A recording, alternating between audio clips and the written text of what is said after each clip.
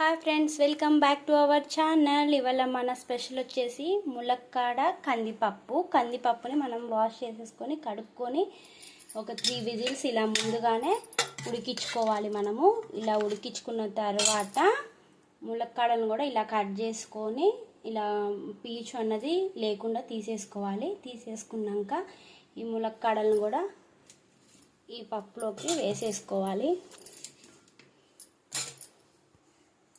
ఇలా పప్పులో వేసుకున్నాక కొంచెం పసుపు, ఇలా నిలువుగా కట్ చేసి పెట్టుకున్న ఒక ఆనియన్, ఒక 3 పచ్చిమిర్చి ఇవి కూడా ఇంట్లోనే వేసేసుకోవాలి. వేసుకున్నాక మన టేస్ట్కి తగ్గంత కారం,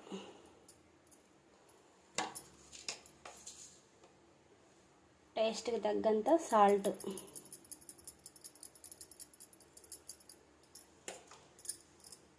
ఇవన్నీ వేసుకొని ఒక్కసారి మిక్స్ చేసుకోండి.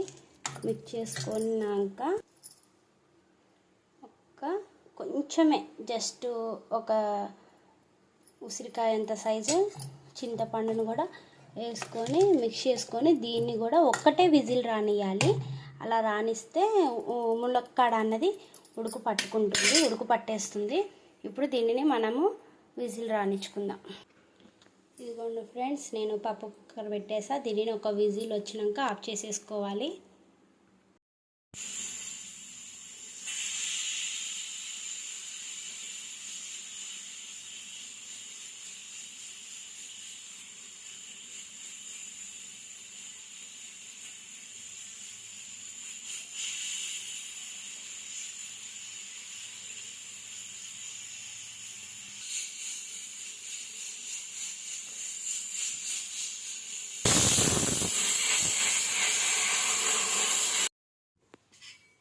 ఇదిగోండి ఫ్రెండ్స్, చూడండి, ములక్కాడ ముక్క ఉడికిపోయింది, పర్ఫెక్ట్గా వచ్చింది. నేను కొంచెం పప్పు అన్నది ఇట్లా జారుగానే ఉంచుకుంటాను.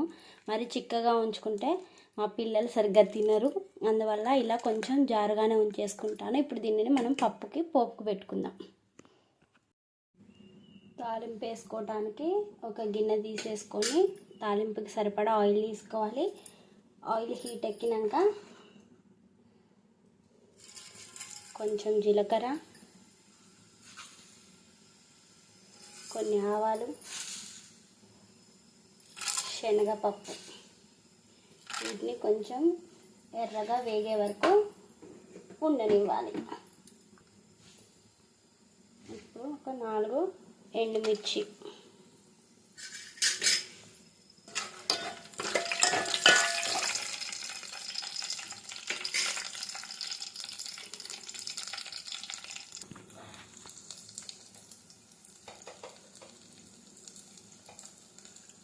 కొంచెం పసుపు,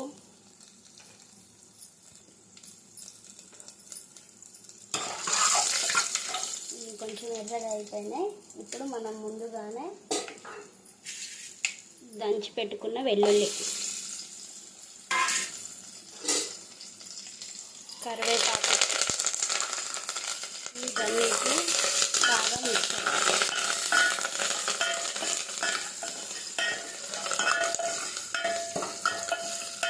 ఎర్రగా తాలింపు అన్నది రెడీ అయిపోయింది, రెడ్గా అయిపోయింది. ఎల్లిపాయ కూడా వేగిపోయింది.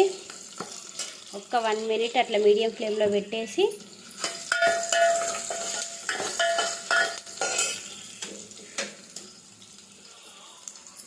మనం ముందుగానే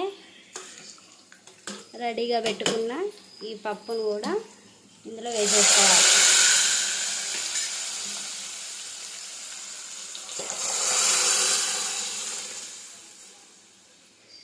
వేసేసుకొని దీనిని ఒకసారి మొత్తం ఇలా మిక్స్ చేసుకొని ఒక్క పొంగు వచ్చే వరకు ఉంచుకోవాలి. ఇదిగోండి ఫ్రెండ్స్, ఒక పొంగు వచ్చేసింది. మన ములక్కాడల పప్పు రెడీ.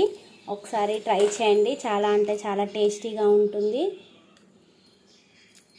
ఓకే ఫ్రెండ్, నా ఛానల్ని లైక్ చేయండి, షేర్ చేయండి, సబ్స్క్రైబ్ చేయండి. బాయ్.